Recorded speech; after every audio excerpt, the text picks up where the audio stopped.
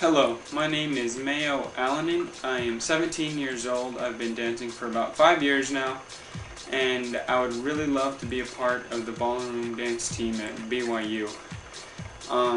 You're going to see a mix of what I can do here. There's some Latin, some cabaret stuff, and some smooth. I hope you enjoy it. Te cuento un tango que parte de la boca. Ya la boca va. Esta boca llena de colores. Desde la última vez en que nos vimos,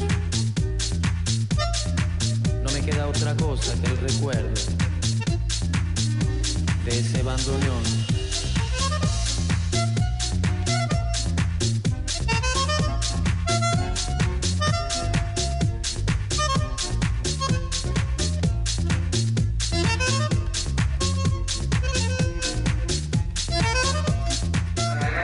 First of all of you for being here, and just to make a little quick announcement, the reason for this get together, this why we rush this showcase. Usually we do it at the end of August or beginning of September, but we had to kind of hurry up and put it all together. So if, you kind of see us rushing trying to put the teams together is because we are saying goodbye to a young man that has been with us for a few years, but we're very proud of him because the reason he's leaving is going to BYU. It has been accepted, and actually he got a scholarship to the dance team.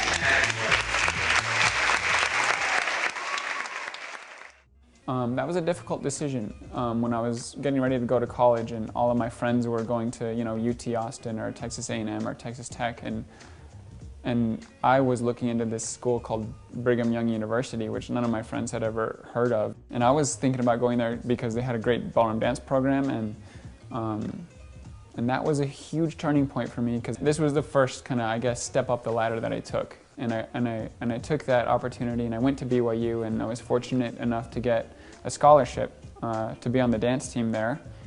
When I left El Paso, I was exposed to this whole new world at BYU, and all of a sudden there's 500 kids my age doing ballroom dancing and world-class coaches, and it was like I was no longer the big fish in a little pond. I was now this tiny little fish in this enormous pond, and it was like my sponge was totally unaware of the rest of this world that I could soak up. So it was so fun for me to get exposed to new coaches and to be able to really challenge myself as a dancer. And I improved so much those first 2 years at BYU just because everybody around me was better than me.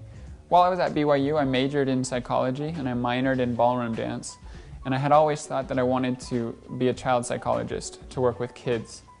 And right around the time of when I finished my third year at BYU, I was looking at it and I was talking to my guidance counselor, and the truth of it is to make it anywhere, to be a child psychologist, there's a lot more school left.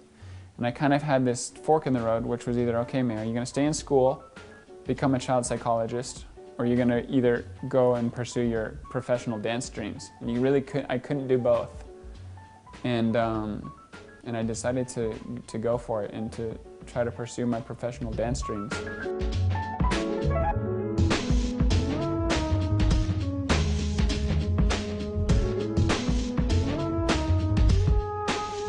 Gary and Diana McDonald offered me a job at their studio teaching, and I went there. First I drove home from Utah to El Paso, and I spent some time in El Paso.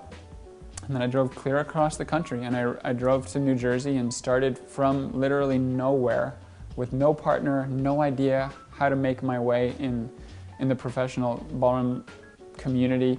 I had no advice. Nobody in El Paso knew how to do it. Nobody had ever done that, and nobody in BYU was encouraging me to do that because obviously they wanted me to stay in the program. They wanted me to be on their dance team. So I was really all by myself out there and kind of finding my way. And once again, I got this sponge, and I was thrown into a new environment, and I had a whole new load of dancers that were even better than the ones in Utah.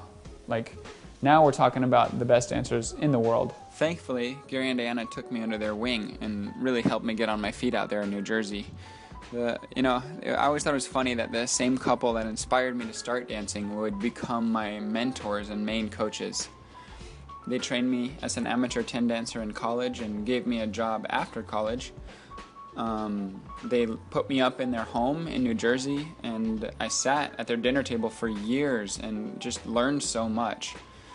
Every single step I danced as a pro on the dance floor or on stage was touched by them. Each of my partners was introduced to me through them, and truly, without Gary and Diana, I would not be sitting here giving this interview.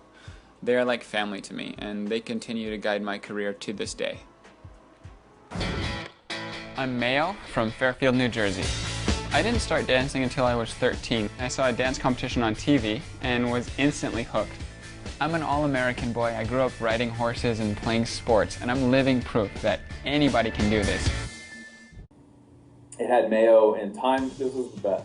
It was him in Times Square doing like a little cha-cha by himself, wearing this like red, I call it like a chili pepper shirt, with like a V-neck that goes all the way down. I'm like, I can't believe you're out in Times Square in front of all these people doing that, letting them film you and put you on national television. You shouldn't be embarrassed in front of all those people you don't know. You should be embarrassed to do that in front of me, because you know I'm going to be making fun of you for years. So I'm dancing with Lisa Vogel there in New Jersey, where we've risen up to third in the world, and we're really pushing hard. We want to move up, and this excellent opportunity came along to do Dancing with the Stars. It was a side tangent from the professional dance career I was on, because that world, the TV ballroom dance world and the actual competitive ballroom dance world, they don't help each other. Initially, Mayo didn't really watch Dancing with the Stars as far as I know, because in the ballroom world it's seen as kind of a little bit more pop culture, a little less serious. And you look at it and assume it's easy, and Mayo got there and realized it wasn't, and had a whole new respect for it, but at the same time he understood that Dancing with the Stars brought to the public this whole new awareness of ballroom dancing that's been really great for the industry. They're kind of separate entities, and I couldn't do both at the same time, so I made the decision to go for it and to once again challenge myself and to go to a new environment, and I went to Los Angeles and I did the show for 5 weeks and it went really well. But after that, when I came back, actually right in the middle of that experience, my partner, Lisa, we were third in the world together, she decided to terminate our partnership and she started dancing with some other guy. So I go back to New Jersey, again, no partner, no nothing, thinking, shoot, what have I done? Maybe I shouldn't have gone to Los Angeles and taken that risk, and now what do I do? Who am I going to dance with? What am I going to do with myself? And so I kind of started thinking about coming back home and just kind of throwing in the towel and saying, hey, third in the world, not bad. Let's go back to El Paso and maybe start a studio of my own or do something like that. And actually, it was through the support of my girlfriend, Randy. She gave me the advice to try to, have some tryouts before you leave. Mayo had come back to El Paso not knowing what he wanted to do, and we pushed for him to have a tryout before he came back because his dance career wasn't over. He still had a lot in him and he needed to find the right person, and it requires a lot of tryouts. And Michelle was actually the first person he tried out with, and they had a really good chemistry. And I respected her because she actually asked him to dinner so that they could sit down and talk about their dance careers before they even started dancing. And I thought that was smart. I did have a tryout with Michelle Officer. We decided to dance together.